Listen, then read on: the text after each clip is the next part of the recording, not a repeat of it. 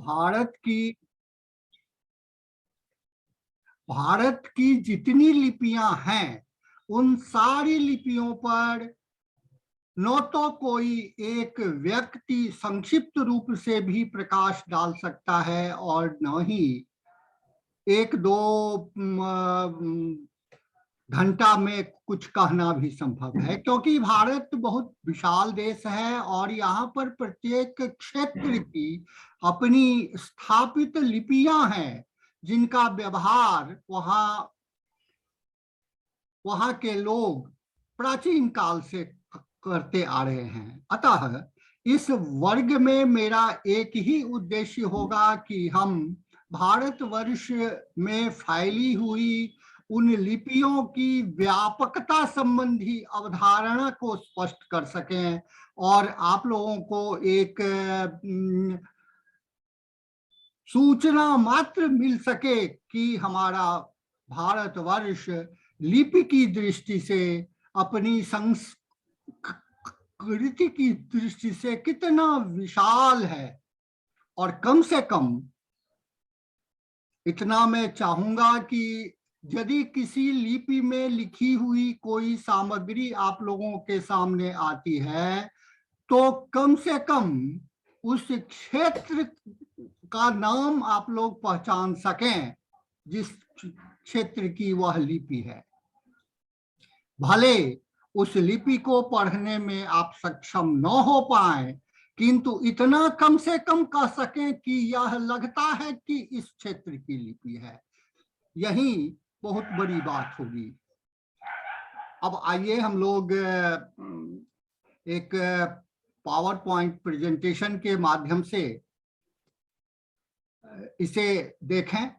आज आशा करता हूं कि आप लोग इसे काफी बड़ा रूप में देख रहे होंगे, क्योंकि आज मैंने इसका पीडीएफ बना लिया है, तो पीडीएफ में कोई दिक्कत नहीं होती है।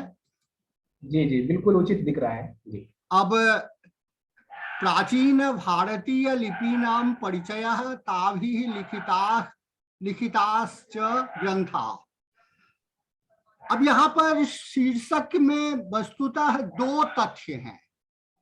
प्राचीन भारतीय लिपीनां परिचयः एक अलग विषय है और ताभिः लिखिताश्च ग्रंथाः ये बिल्कुल अलग विषय है। यह पांडुलिपि शास्त्र से संबंधित विषय है। तो इन दोनों में से हम केवल ऊपर का जो विषय है प्राचीन भारतीय लिपीनां परिचयः, इस पर हम लोग आज विमर्श करेंगे, क्योंकि इनकी प्रत्येक लिपि पर कम से कम एक सप्ताह का यदि वर्कशॉप कराया जाए तब जाकर के एक सामान्य अवधारणा बन पाएगी।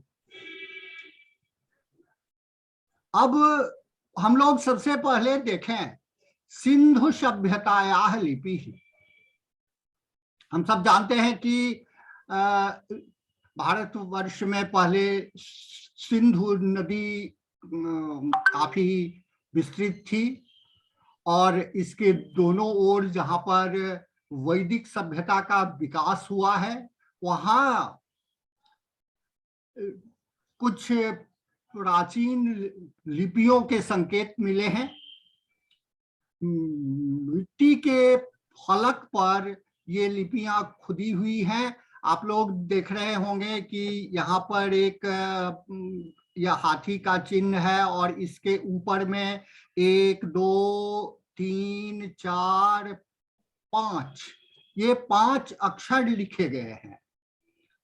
इन्हें आज हम सिंधु सभ्यता की लिपि के रूप में जानते हैं, लेकिन दुर्भाग्यवश यूरोपीय विद्वानों ने इसे नहीं पढ़ा, पढ़ने में सफलता प्राप्त नहीं कर सके।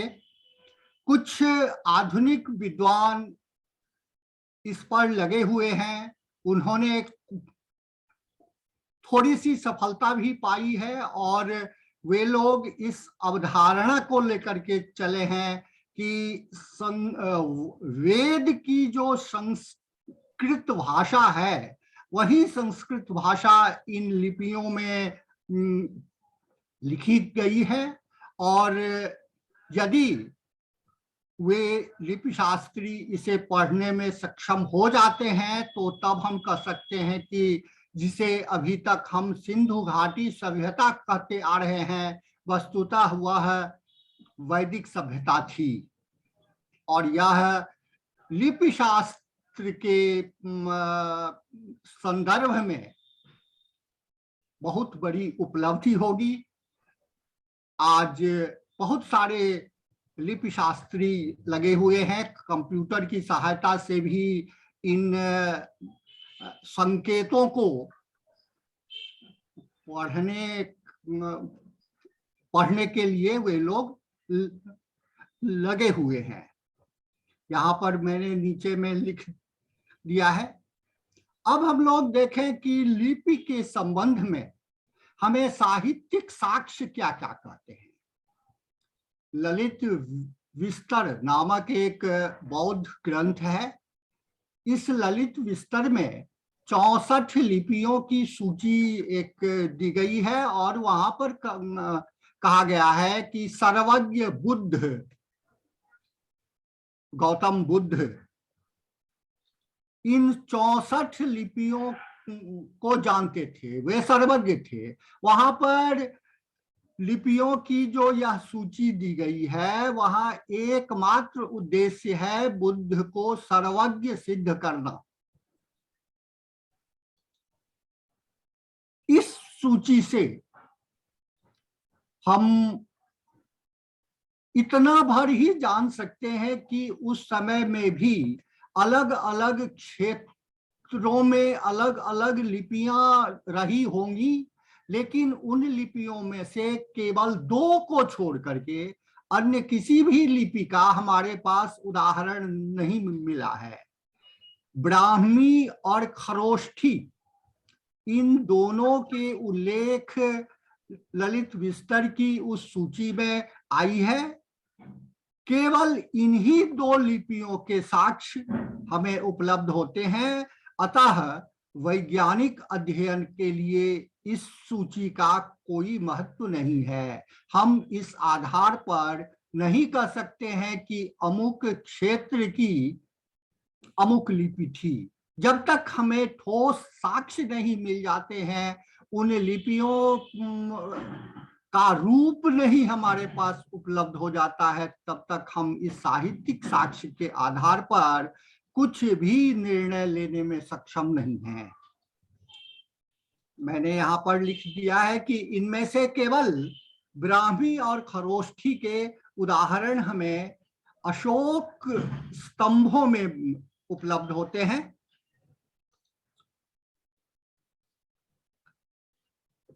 इनमें से ब्राह्मी लिपि की विशेषता है कि वह बाईं ओर से दाईं ओर, जिस तरह हम देवनागरी, रोमन आदि लिपियां लिखते हैं, उसी दिशा में ब्राह्मी लिपि लिखी जाती है।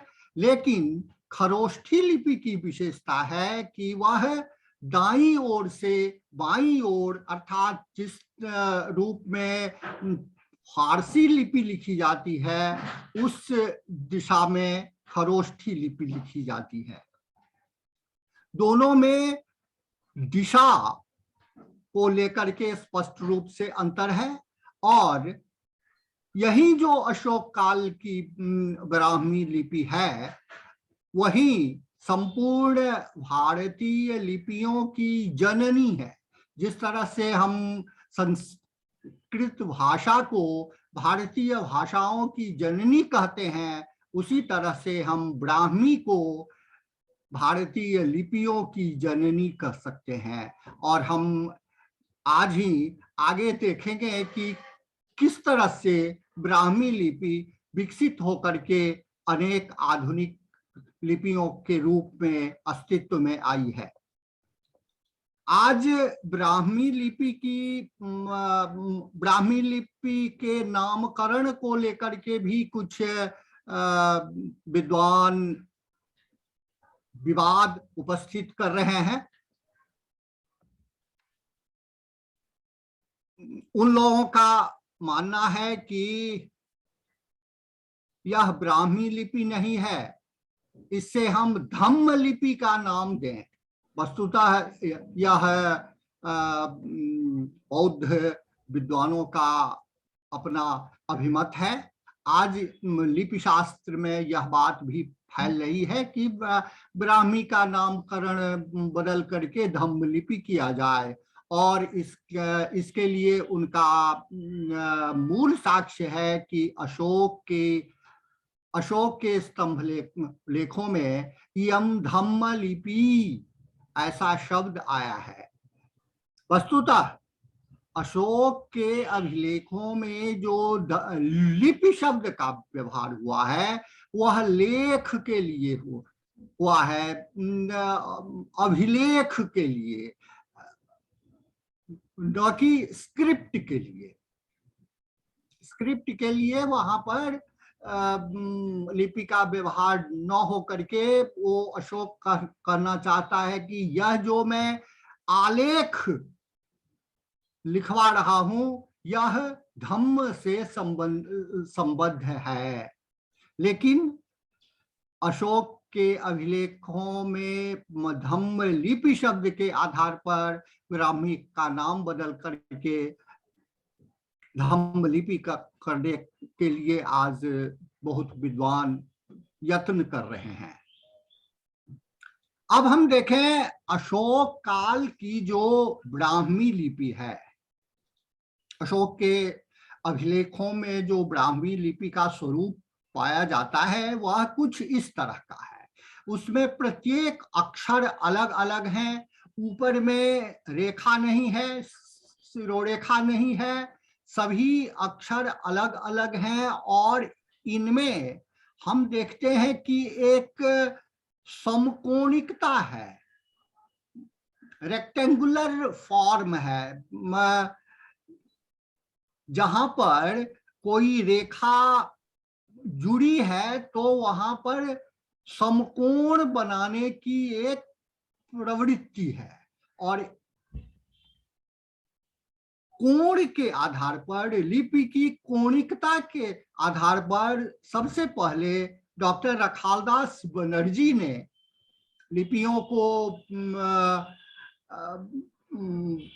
लिपियों के विवेचन करने का प्रयास किया था, और उन्होंने इस बात की ओर संकेत किया है कि अशोक की जो ब्राह्मी लिपि है, अशोक स्तंभों की जो लिपि ब्राह्मी लिपि है उसमें समकोणिकता है। यहाँ हम देख रहे हैं स्पष्ट रूप से ये क है, क आकार, तो क है आधुनिक जोड़ का जो चिन्ह, जिस तरह गणित में जोड़ का चिन्ह लगाते हैं वैसे ही क है, और इसमें ये आकार है। इस क में जो रेखा एक दूसरे को काटती है वह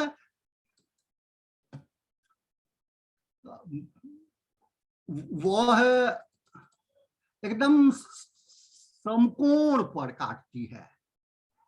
ये देखिए अशोक काल के लिपि की यह अपनी विशेषता है। इसके बाद हम लोग आगे बढ़े। अब पहली दूसरी शताब्दी में ब्राह्मी लिपि की स्थिति कुछ इस तरह की थी। इसमें भी हम समकोणिकता तो देखते हैं, लेकिन ऊपर में एक छोटी सी रेखा डालने की प्रवृत्ति आ गई है, और लिपि बहुत तेजी से विकसित होने लगा है। इसमें विशेषता यह है कि संयुक्ताक्षर के लेखन के लिए भी विकास हुआ है। यहाँ पर हम देखें थोड़ा सा जूम करके, तो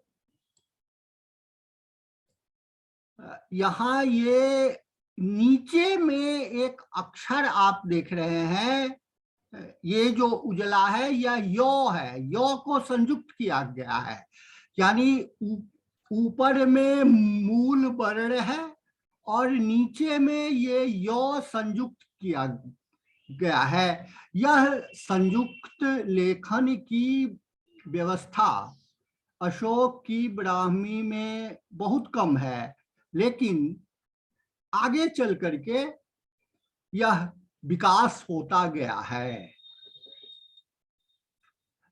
अब हम गुप्त काल की ब्राह्मी लिपि को देखें। हम सब जानते हैं कि ईसा की 4वीं शताब्दी से लेकर 6वीं शताब्दी तक गुप्त काल रहा है और भारतीय साहित्य के लिए, भारतीय लिपियों के लिए यह स्वर्ण काल माना जाता है।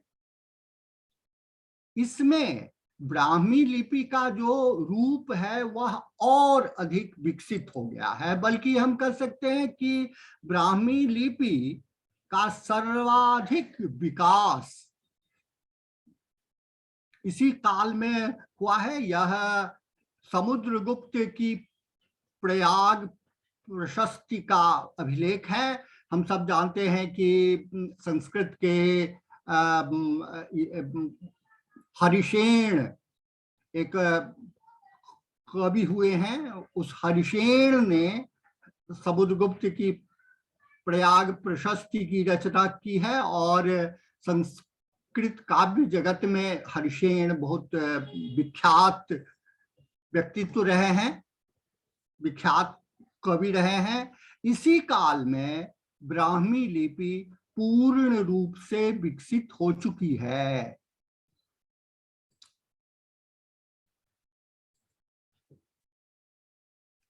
अब हम देखें इसी काल में गुप्त काल में ही दक्षिण भारतीय लिपि की एक विशेषता उत्पन्न हुई और एक शाखा के रूप में दक्षिण भारतीय लिपियां अस्तित्व में आई हैं। यहां पर हम देखें, आप लोगों को एक चार्ट दिखाता हूं।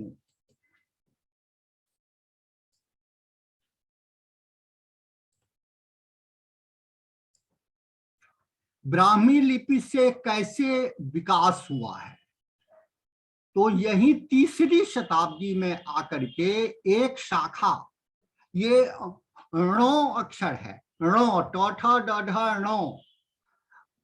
उत्तर भारत में जो णो बचा उसका ऐसा रूप रहा, लेकिन दक्षिण भारतीय लिपियों में इस रूप में णो विकसित हुआ और इसी से वर्तमान तेलुगु,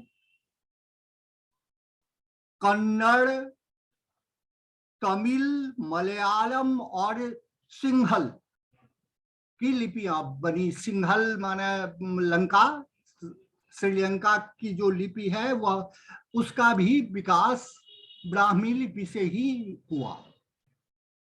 गुप्त काले एव ब्राह्मी इत्यस्य स्वरूपम दक्षिण भारते किंचित भिन्ना संजाता। दक्षिण भारतीय शाखायाः एताः सन्ति लिपयः तेलुगु, कन्नड़, तमिल, मलयालम, सिंहल लिपिश्च। चूंकि दक्षिण भारतीय लिपियों के संबंध में मेरे पास बहुत कोई जानकारी नहीं है, मुझे कहने में कोई हिचकिचाहट नहीं है, इसीलिए बस मैं इस चार्ट को आप लोगों के सामने दिखाकर उत्तर भारतीय लिपियों की ओर हम लोग आते हैं। इसी काल में उत्तर भारतीय लिपियों में एक खास प्रकार की लिपि का भी अस्तित्व हमें पता चलता है, शंख लिपि। हालांकि अभी तक विद्वान इस शंख लिपि को पढ़ने में सक्षम नहीं हो सके हैं, लेकिन बिहार और मध्य प्रदेश के स्थानों में इस लिपि के अस्तित्व के हमें दर्शन होते हैं। राजगीर में, कैमूर में कैमूर जो बिहार का एक जिला है, जहां पर विख्यात मुंडेश्वरी मंदिर है, जो कि गुप्त काल से भी बहुत पहले का जीवित मंदिर है। वहां पर बहुत अधिक पुरातात्विक साक्ष्य मिले हैं।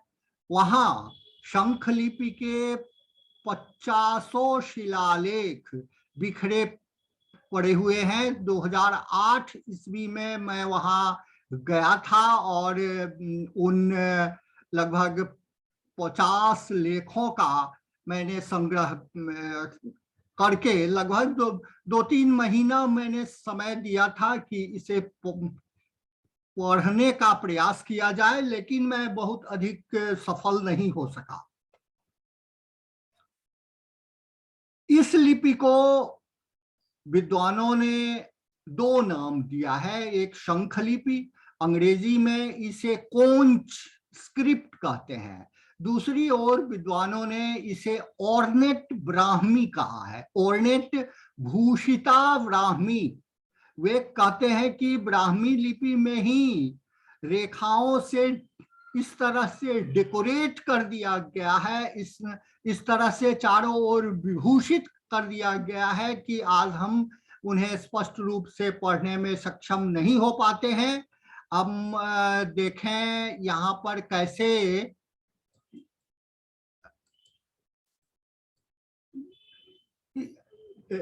ये लिपियां प्रस्तर पर खोदी गई है और कैसे ये वर्तुलाकार में सब गोल गोल लगता है कि एक ही अक्षर पूरी पंक्ति में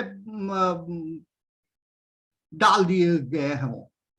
और मैंने काफी कोशिश की, लेकिन कोई अता पता नहीं चला। हाँ, वे उन सभी अभिलेखों का संग्रह आज भी डिजिटल रूप में मेरे पास है। तो इसे हम शंख लिपि का नाम देंगे। विद्वानों ने इस नाम से इसका संकेत किया है।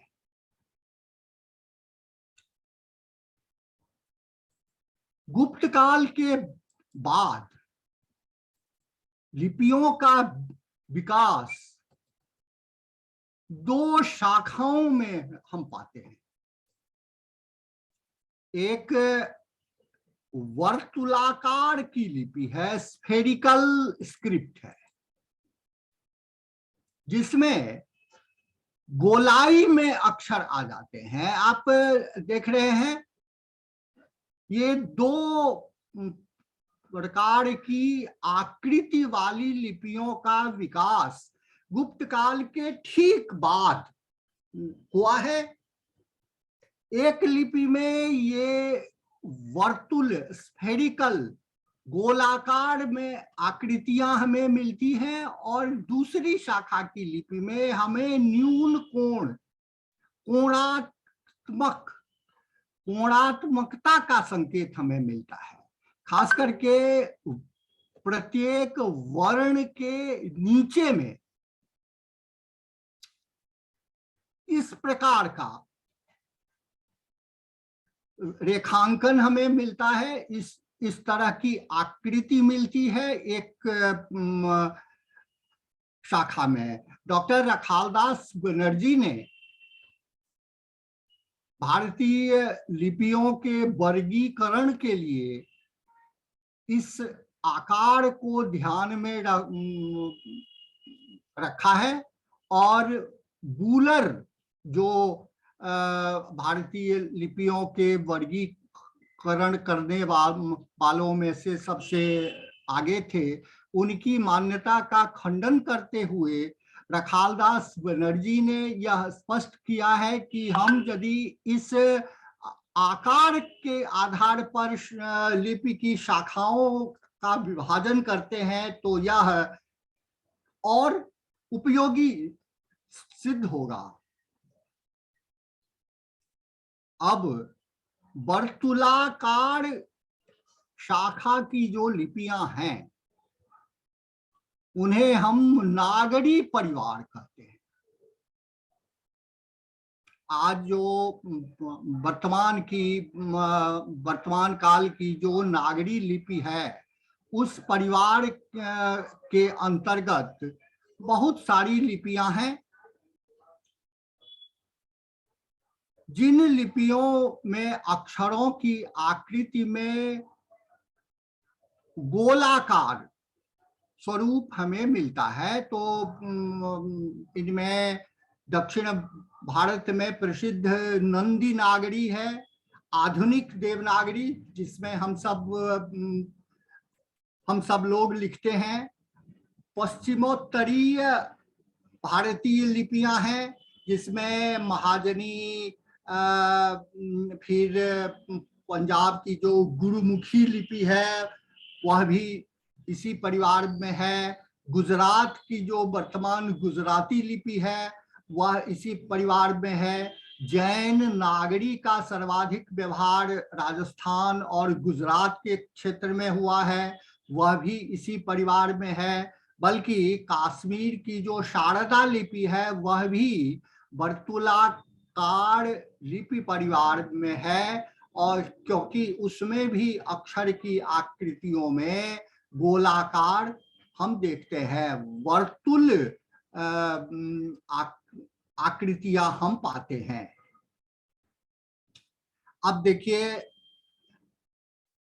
गुप्त काल के ठीक बाद हमें जो दो शाखाएं मिलती हैं, उन शाखाओं का नामकरण ओझा जी ने, हीराचंद ओझा जी ने, जिन्होंने हिंदी में लिपिमाला नामक एक अपनी विख्यात पुस्तक की रचना की है, उन्होंने इसे उत्तर लिच्छवी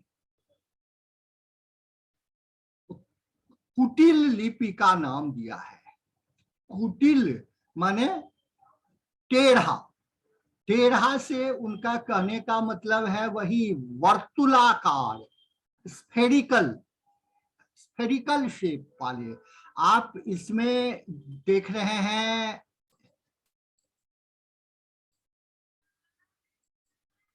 जैसे ये ओ है, तो ओ में नीचे हम उसी गोलाकृति को देख रहे हैं, यहाँ कौ है तो कौ में ये वक्र रेखा है, कोणिकता से अधिक झुकाव इन अक्षरों में गोलाकार आकृति देने की ओर है। इस शाखा से संबद्ध लिपियां हैं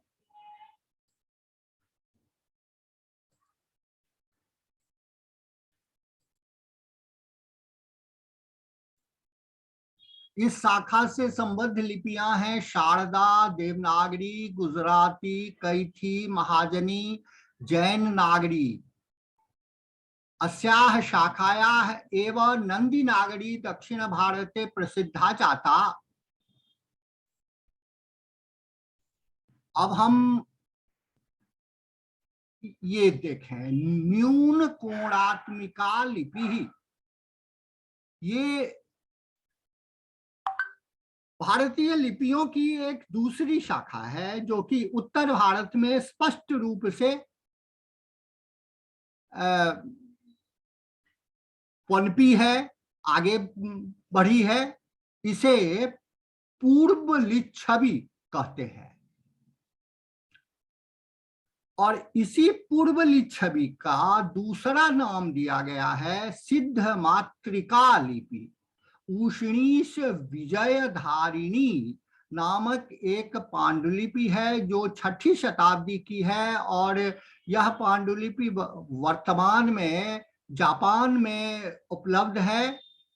इस पांडुलिपि के पहले पत्र के नीचे में, मार्जिन में, नीचे के रिक्त स्थान में संपूर्ण वर्णमाला दी गई है। इस वर्णमाला में हम देखते हैं कि कोणिकता की ओर अधिक झुकाव है। अक्षर के नीचे में जहां दो रेखाएं मिलती हैं वहां पर गोलाकार नहीं होकर के कोण बनता है, तो यह न्यून कोणात्मिक लिपि परिवार की अपनी विशेषता है। अब देखिए कि आधुनिक भारतीय लिपियों में से कौन कौन लिपियां पूर्व लिच्छवी सिद्ध मातृका शाखा के अंतर्गत है। इनमें तिब्बत की जो लिपि तिब्बती है, उसके जितने में भी अन्य रूप हैं, वे सारी लिपियां इसी सिद्ध मातृका शाखा से संबद्ध हैं। फिर एक परिवार है जिसमें मैथिली, बंगला, असमिया और उड़िया, आधुनिक ये चारों लिपियां एक ही परिवार की हैं और वो उस परिवार को भी हम पूर्व लिच्छवी परिवार सिद्ध मातृका परिवार न्यून कोणात्मक परिवार कहेंगे। इसी में नेपाल की जो लिपि नेवाड़ी है, नेवाड़ी में हम दोनों शाखाओं का सम्मेलन पाते हैं। कुछ अक्षरों में वर्तुलाकार भी हो गया है और कुछ अक्षरों में न्यून कोणिकता है, यानी दोनों शाखाओं का संयोग इस नेवाड़ी लिपि में हम पाते हैं। आगे हम देखेंगे लिपियों के जो रूप हैं उन्हें हम देखेंगे तो ये सारी बातें हमारे सामने स्पष्ट हो जाएगी। अब तिब्बती को हम सबसे पहले देखें। ये लिखा हुआ है, पहला अक्षर है ओम, मणि पद में हूं। यह बौद्ध महायान का बहुत विख्यात मंत्र है जो तिब्बती लिपि में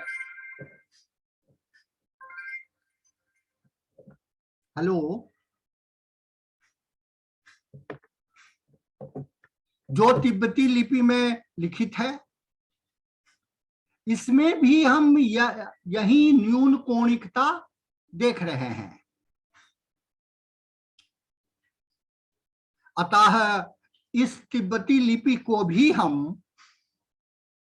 न्यून कोणिक परिवार में मानेंगे और लगभग पांचवी छठी शताब्दी के बीच में तिब्बती का जो वर्तमान स्वरूप है वह अस्तित्व में आ गया है।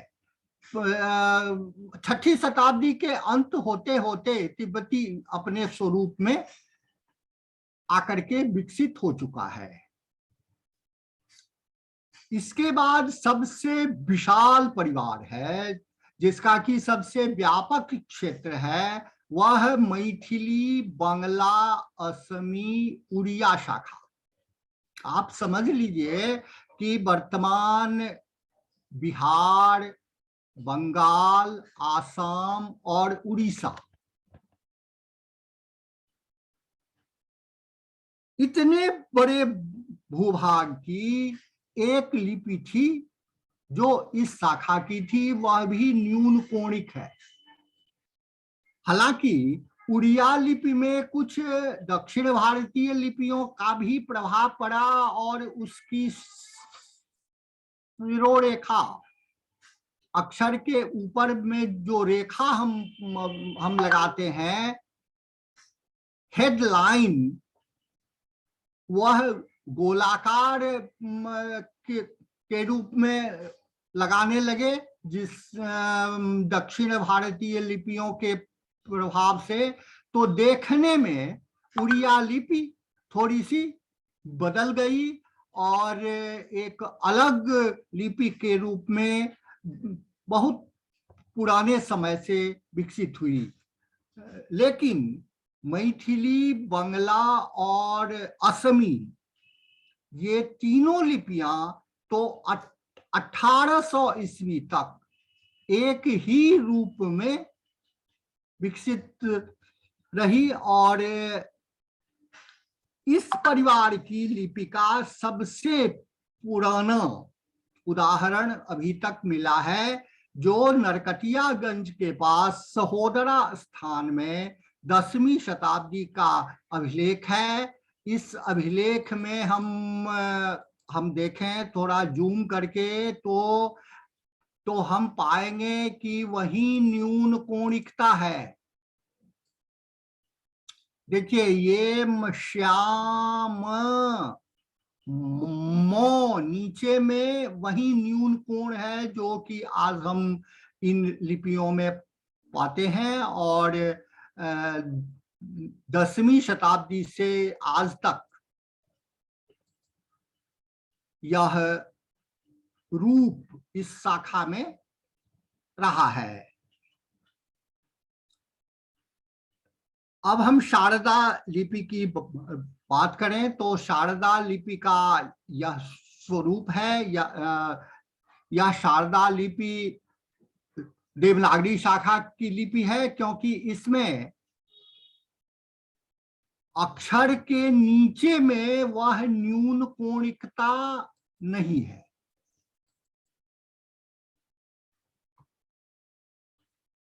आप लोग देखेंगे तो पाएंगे कि देवनागरी लिपि की जो लिखने की शैली है, जो अक्षर का रूप है, वही शैली, वही मूल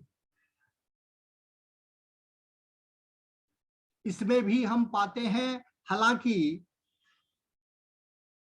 शारदा लिपि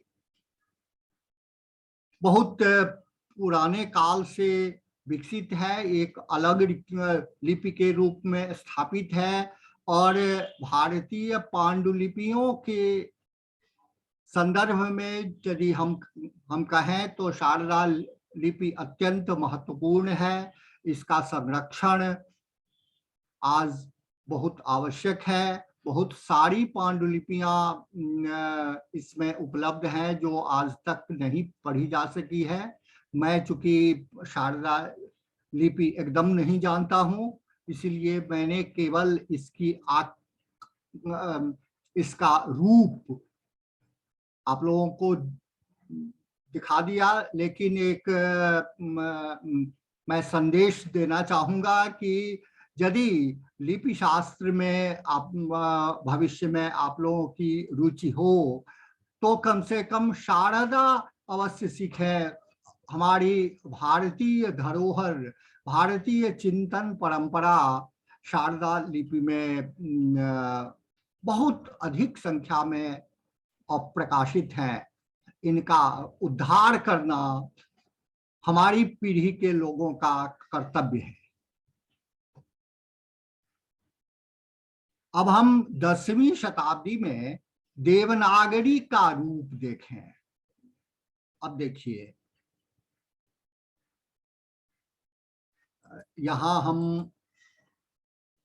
दिखाते हैं, मो संयुक्त आकार है, हेतु प्रभवा, हेतु हो। देख रहे हैं आज जो वर्तमान काल की देवनागरी में हो है, वैसा ही ये है। एक यहाँ हो के ऊपर में एकार, एकार स्पष्ट रूप से देवनागरी का है। हेतु प्रभवा, वो तो बिल्कुल ही लग रहा है कि आधुनिक देवनागरी है। हे तुम तेषाम, श मूर्धन्य श,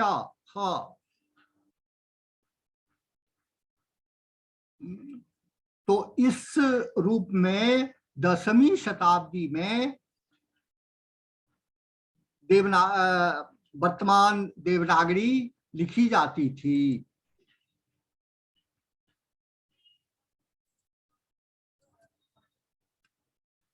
अब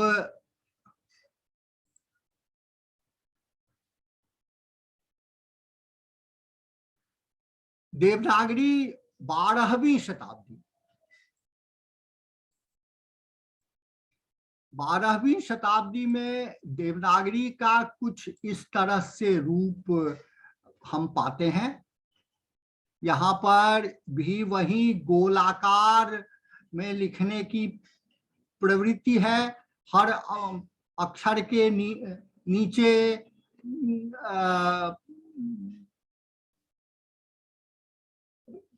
कोण नहीं बन करके गोल है। इतना ही देवनागरी के साथ अंतर है।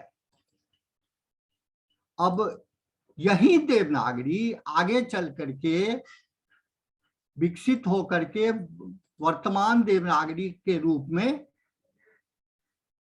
मिली है। यह 18वीं शताब्दी की देवनागरी है।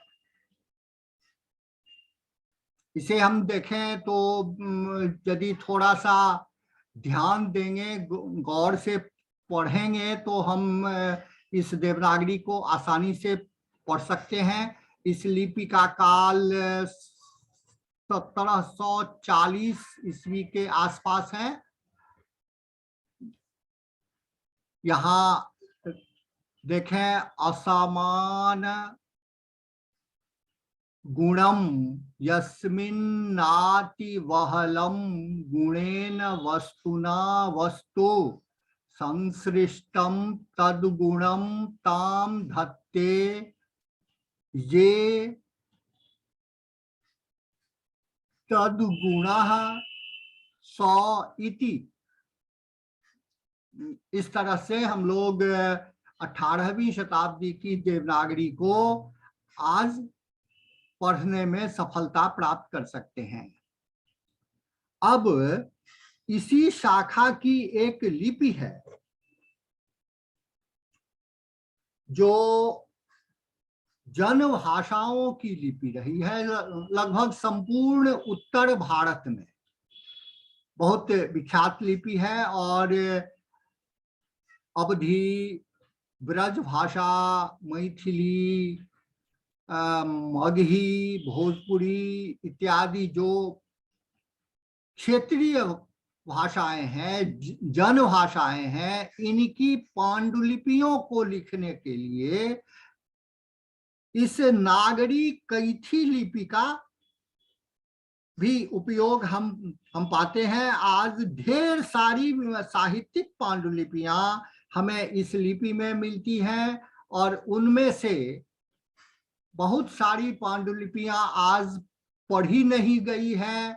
घर घर घर में इस लिपि में लिखी हुई क्षेत्रीय भाषाओं की पांडुलिपियां मिलती है। इस लिपि में एक सबसे बड़ी विशेषता है कि यह केवल जन भाषा को लिखने के लिए ही सक्षम है। इसमें संयुक्त वर्ण से बहुत अधिक परहेज किया जाता है। जैसे लक्ष्मण शब्द यदि लिखना होगा तो यहाँ पर ल छ म न यह लिखेंगे। ह्रस्व इकार, दीर्घ इकार का भी इसमें बहुत विचार नहीं है। इसी तरह ह्रस्व उकार, दीर्घ उकार का भी विवेचन नहीं है। वस्तुतः यह नागरी का सिंप्लीफाइड रूप, सरलीकृत रूप यह लिपि है। यहाँ पर हम देख रहे हैं, यह रविदास, रवि, जबकि हम सब जानते हैं कि रविदास होता है, वो में ह्रस्व इकार का व्यवहार हम लोग करते हैं, लेकिन इस लिपि में दीर्घ इकार का व्यवहार हुआ है। और यह लिपि की अपनी विशेषता है। जो पढ़ने वाले होंगे, जो पाठक होंगे, वे अर्थ के अनुसार ह्रस्व इकार, दीर्घ इकार का अपना विवेचन कर लेंगे। तो यह जन जन के लिए, आम जनता के लिए इस लिपि का विकास हुआ है, जिसमें जो व्यक्ति भाषाओं के बहुत अधिक जानकार नहीं है, वे भी अपने उपयोग के लिए इस लिपि का व्यवहार करते हैं। और इस लिपि के संबंध में एक खास मैं जानकारी देना चाहूंगा कि 19वीं शताब्दी में जब इस यूरोपीय शासकों ने ईसाई धर्म के प्रचार प्रसार के लिए भारत में प्रयत्न किया, तो हिंदी में जो बाइबिल का अनुवाद करवाया गया तो इसी लिपि में उन्होंने प्रकाशित किया। वर्तमान देवनागरी लिपि, चूंकि उस समय में बहुत कम लोग जानते थे और इस लिपि को बहुत अधिक संख्या में लोग जानते थे, तो इसी नागरी कैथी का व्यवहार करके 1825 ईस्वी से भारत में उन अनुदित ग्रंथों के प्रकाशन का सिलसिला आरंभ हुआ है। आज क्षेत्रीय भाषा के साहित्य को पढ़ने के लिए हमें कैथी लिपि को समझने की आवश्यकता है। साथ साथ हम यह भी जान लें कि यह कैथी लिपि देवनागरी परिवार की लिपि है और वस्तुतः यह देवनागरी ही है। इसी की एक शाखा वर्तमान गुजराती लिपि है। जो लोग गुजराती पढ़ सकते हैं वे कैथी आसानी से पढ़ लेंगे। हालांकि कैथी में प्रत्येक क्षेत्र की अपनी अपनी अलग अलग विशेषता है। यह कैथी भोजपुरी भाषा भाषी क्षेत्र की है, लेकिन अगला जो हम आपको रूप दिखाने जा रहे हैं इस नागरी कैथी का, यह पांडुलिपि दरभंगा से प्राप्त है। यानी मैथिली भाषा भाषी क्षेत्र वाले लोग इस तरह से कैथी लिखते थे। उनके लॉ अक्षर में अंतर है और भी 4-5 अक्षरों में अन्य क्षेत्र की कैथी से अंतर है। थोड़ी थोड़ी क्षेत्रीय विशेषता लेकर के इसमें वेरिएंट्स हैं। और जॉर्ज ग्रियर्सन ने 24 प्रकार के कैथियों के स्वरूप की खोज की थी। अब हम आते हैं न्यून कोणिक शाखा की ओर, जिस शाखा के अंतर्गत मैथिली, बांग्ला, असमिया है।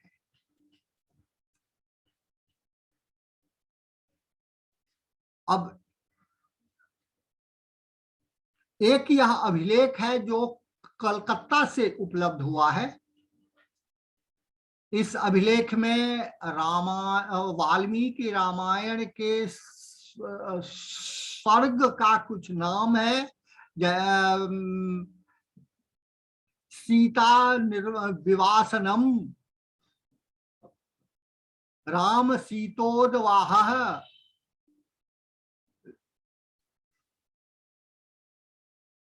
अब हम इस पांडुलिपि को देखें।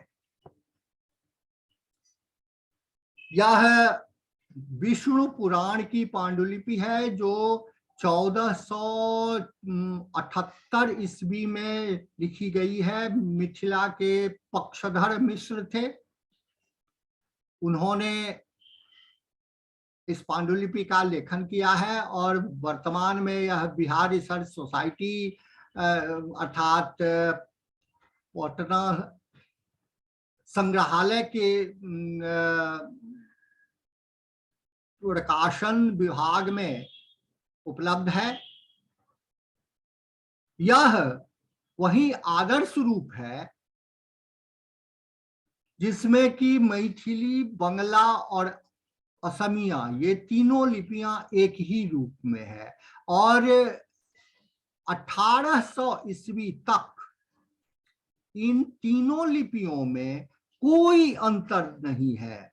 1800 ईस्वी से पहले की जो पांडुलिपि है, उन पांडुलिपियों को यदि हम पढ़ना चाहें तो किसी भी एक क्षेत्र की लिपि यदि बढ़िया से अभ्यास कर लेते हैं तो उन पूरे क्षेत्रों की पांडुलिपियों को हम पढ़ सकते हैं। 1800 ईस्वी में जब बंगाल में छापाखाना का विकास होना आरंभ हुआ, उस समय पुस्तक प्रकाशन की दृष्टि से बंगला लिपि में एक स्वरूप परिवर्तन का दौर आया। बंगला को सरलीकृत करके पुस्तक प्रकाशन के लिए उपयुक्त बनाया गया, जिसके कारण उस समय तक की जो प्राचीन मैथिली बंगला असमिया परिवार की लिपि थी, उससे भिन्नता आ गई और यह भिन्नता धीरे धीरे बढ़ते बढ़ते आधुनिक बंगला के रूप में आज हम देखते हैं।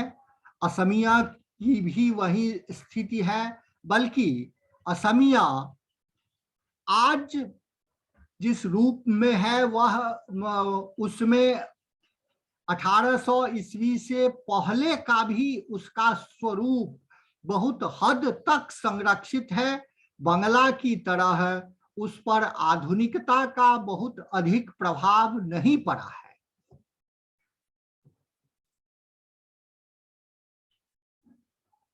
अब हम मैथिली लिपि की पांडुलिपि को देखें। यह 19वीं शताब्दी की एक पांडुलिपि है। हमने पहले ही स्पष्ट कर दिया है कि 1800 ईस्वी तक मैथिली, बंगला और असमिया, इन तीनों लिपियों को हम एक ही लिपि मानेंगे, लेकिन बाद में चल करके धीरे धीरे जब बंगला लिपि अलग होती गई, आधुनिक रूप में विकसित होती गई, उसका अधिक व्यवहार होने लगा। हम सब जानते हैं कि कलकत्ता संपूर्ण भारत की राजधानी थी। 1911 ईस्वी तक भारत की राजधानी कलकत्ता रही है। वहां पर बहुत अधिक विकास हुआ है। अंग्रेजों के समय में हजारों पुस्तकों का वहां से प्रकाशन हुआ है। बंगला लिपि बहुत अधिक विकसित होती गई और इस परिवार की जो अन्य दोनों लिपियां थी, असमिया और मैथिली, उसमें परंपरा संरक्षित रही। उसी संरक्षित परंपरा की एक मैथिली की यह पांडुलिपि है जो 1856 ईस्वी में लिखी गई है। इसमें हम लिपि का वही रूप पाते हैं जो कि पक्षधर मिश्र पाली पांडुलिपि में है, और उससे पहले बल्कि मूल रूप में 10वीं शताब्दी के सहोदरा शिलालेख में हमने देखा था। अर्थात 1860 ईस्वी तक लगभग मैथिली लिपि, जो कि संपूर्ण मिथिला की लिपि है और लगभग आधा नेपाल की लिपि है, इसका रूप हम 10वीं शताब्दी से लगातार संरक्षित पाते हैं।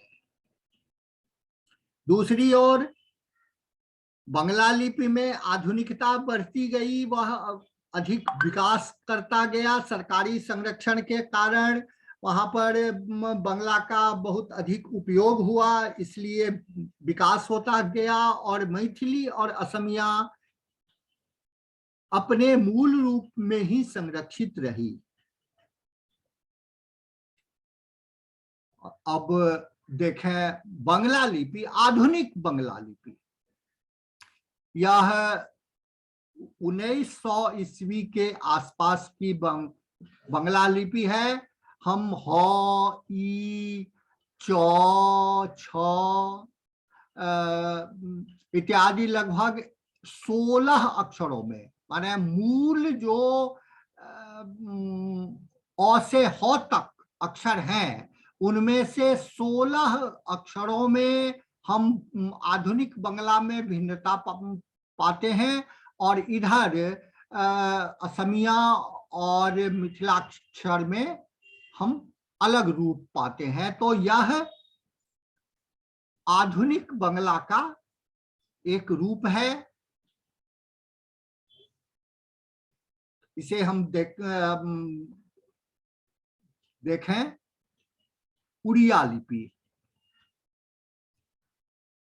उड़िया लिपि की एक खास विशेषता है उसकी रेखा, हेडलाइन, जिसे हम हेडिंग कहते हैं, शिरोरेखा, वह गोल बनाई जाती है, और उसी शिरोरेखा के कारण हमें लगता है कि यह एक अलग तरह की लिपि है। हालांकि मैं एक अपना आत्मानुभव यहाँ पर प्रकट करना चाहूंगा कि आधुनिक उड़िया लिपि में छपी हुई पुस्तक में यदि ऊपर की शिरोरेखा को हम किसी स्केल सब से ढक देते हैं और ढक करके बंगला लिपि के आधार पर पढ़ने का प्रयत्न करते हैं, तो बहुत हद तक हमें सफलता मिल जाती है। अक्षर में जो भ्रम उत्पन्न होता है वह ऊपर की इस शिरोरेखा के कारण, और इस शिरोरेखा की जो प्रवृत्ति आई है वह दक्षिण भारतीय लिपियों से आयातित है, और उड़िया लिपि एक अलग लिपि के रूप में आज पूर्णतः विकसित है। इसमें मैंने 15वीं शताब्दी तक की पांडुलिपि का दर्शन मैंने किया है।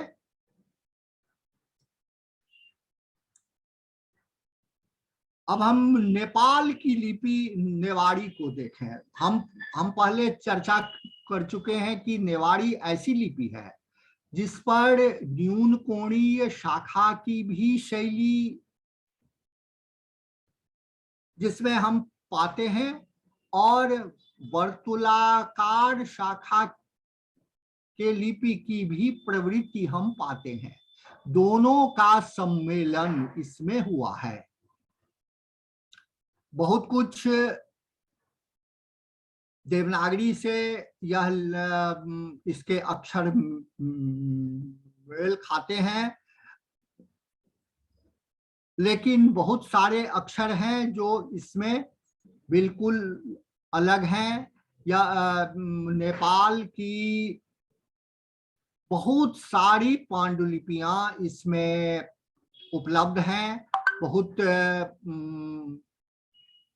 संपन्न लिपि है। इसमें भी हम 13वीं 14वीं शताब्दी से इसकी पांडुलिपियों का हमें दर्शन होता है, और आज बौद्ध साहित्य के अध्ययन के लिए विशेष रूप से इस लिपि का ज्ञान होना अत्यंत आवश्यक है।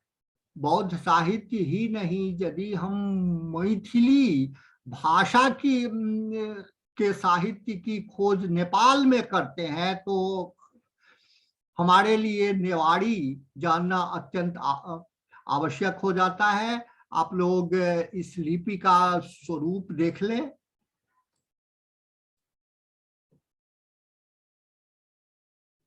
इसमें हम देखते हैं कि हो तो बिल्कुल देवनागरी जैसा है। श्री, ये है तालब श दीर्घिकार प्रिय वल्लभ, भौ है ये।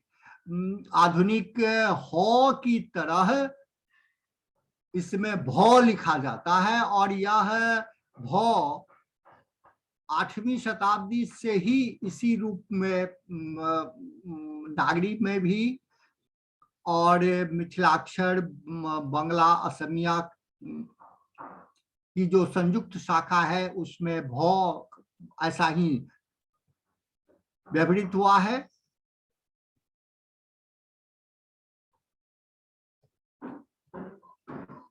अब इस तरह से हम लोगों ने भारतीय लिपियों के विस्तार का अवलोकन किया। अब हम स्पष्ट रूप से देखें तो भारतीय लिपियों की दो शाखा हुई, उत्तर भारतीय शाखा और दक्षिण भारतीय शाखा।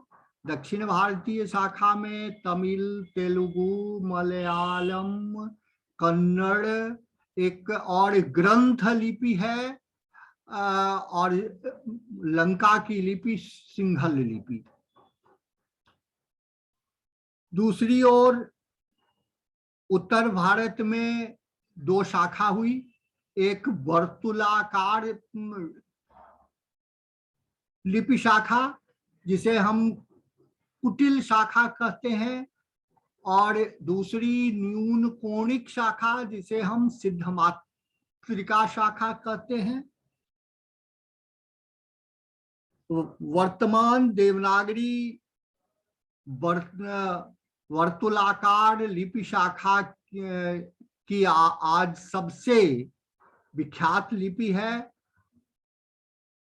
आज देवनागरी, संस्कृत, मराठी, राजस्थानी, इन भाषाओं को लिखने के लिए हम देवनागरी का ही व्यवहार करते हैं। और वस्तुतः भारत में जितनी पांडुलिपियां उपलब्ध हैं उनमें से उत्तर भारत की पांडुलिपियों में से हम कह सकते हैं कि आधी पांडुलिपि देवनागरी में है और आधी पांडुलिपि में सारी लिपियां हैं। सबसे चर्चित, सबसे व्यापक क्षेत्र की लिपि आज देवनागरी है। इसके बाद बंगला, मैथिली, असमिया शाखा की जो मैंने बात की थी, इसका भी क्षेत्र बहुत व्यापक है। तो क्षेत्र की व्यापकता की दृष्टि से दूसरे स्थान पर हम मैथिली, बंगला, असमिया परिवार को मान सकते हैं। और इनमें से किसी भी एक लिपि का यदि हम गंभीरता पूर्वक अध्ययन कर लेते हैं तो इतने बड़े भूभाग की बहुत सारी पांडुलिपियों को हम एक्सेस कर सकते हैं, उन्हें पढ़ सकते हैं, उनका हम लिप्यंतरण कर अपने शोध कार्य के लिए व्यवहार में ला सकते हैं। उनमें से हम किसी विशेष उद्धरण को अपने शोध कार्य में व्यवहृत कर सकते हैं। आज विदेशी डिजिटल लाइब्रेरी में बहुत सारी ऐसी पांडुलिपियां हैं जो कि असमिया, बंगला, मैथिली परिवार की हैं और उन्हें पढ़ने वाले आज उपलब्ध नहीं हैं। उन लिपियों को हम देखें, उन्हें पढ़ करके यथासंभव हो संपादित करें। जो लोग इस शाखा की लिपि पढ़ते हैं उनकी संख्या आज बहुत कम हो गई है। बहुत सौभाग्य की बात है कि वर्तमान में कामेश्वर सिंह दरभंगा संस्कृत विश्वविद्यालय के जो हमारे सम्मानीय कुलपति महोदय हैं, वे इस पांडुलिपि शास्त्र के बहुत बड़े विद्वान हैं। वस्तुतः हुए मेरे गुरुदेव हैं इस पांडुलिपि विज्ञान के क्षेत्र में। उन्होंने मुझे हाथ पकड़ करके चलना सिखाया है, और उन्हीं की दी हुई शिक्षा के आधार पर मैं बहुत सारे ग्रंथों का मैंने लिप्यंतरण किया है। देवनागरी की लिपियों, देवनागरी की पांडुलिपियों का उपयोग आज व्यापक रूप से हम कर सकते हैं। बहुत सारी ऐसी पांडुलिपियां हैं जो आज भी अप्रकाशित हैं, किसी संपादक की प्रतीक्षा में है। वे बहुत सारी पांडुलिपियां ऑनलाइन हैं, फुल व्यू में है, लेकिन उनका संपादन कार्य नहीं हो पा रहा है। यह अत्यंत खेद की बात है। और मेरे इस वर्ग से यदि लिपि शास्त्र पर आगे अध्ययन करने की आप लोगों की थोड़ी सी भी रुचि जगेगी तो मैं अपने को धन्य समझूंगा और यह वर्ग बहुत सार्थक बन जाएगा। धन्यवाद। अब लगता है कि समय हम लोगों का व्यतीत हो चुका है। मैं शुभानि भूयासुः। ओम शांति शांति शांति। नमस्कार। नमस्ते। बहुत ही ज्ञानवर्धक ये कक्षा हुई है। जैसा कि छात्र संदेश के माध्यम से लिख करके भेज रहे हैं कि गुरुजी आपकी यह कक्षा अत्यंत ज्ञानप्रद है और उत्कृष्ट ज्ञान को व्यवस्थापित किया है आपने, और आपकी इस कक्षा से हमारे विद्यार्थी जरूर लाभान्वित होंगे, इसमें कोई संदेह नहीं है। और आपने बड़े ही परिश्रम के साथ में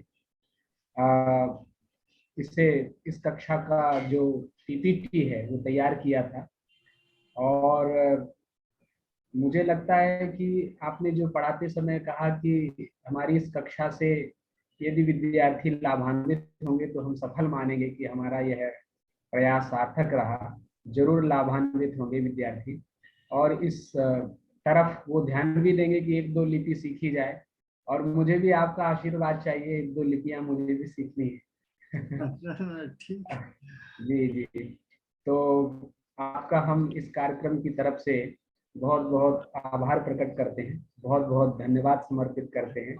और ये जो संबंध हमारा आपसे हुआ है विश्वविद्यालय का, और खास करके मेरा, ये संबंध आपके साथ यूं ही बना रहेगा। और आगे हमारे विद्यार्थियों को आपके मार्गदर्शन की यदि अपेक्षा होगी तो आपका मैं नंबर इन विद्यार्थियों को दे दूंगा, जिससे वो अवश्य मैं तैयार हूँ। जी जी। तो आज की कक्षा यही समाप्त करते हैं। हम लोग फिर से सोमवार को एक नई कक्षा के साथ मिलते हैं। तब तक के लिए सभी को बहुत बहुत धन्यवाद। सभी को नमस्कार। आचार्य जी को प्रणाम।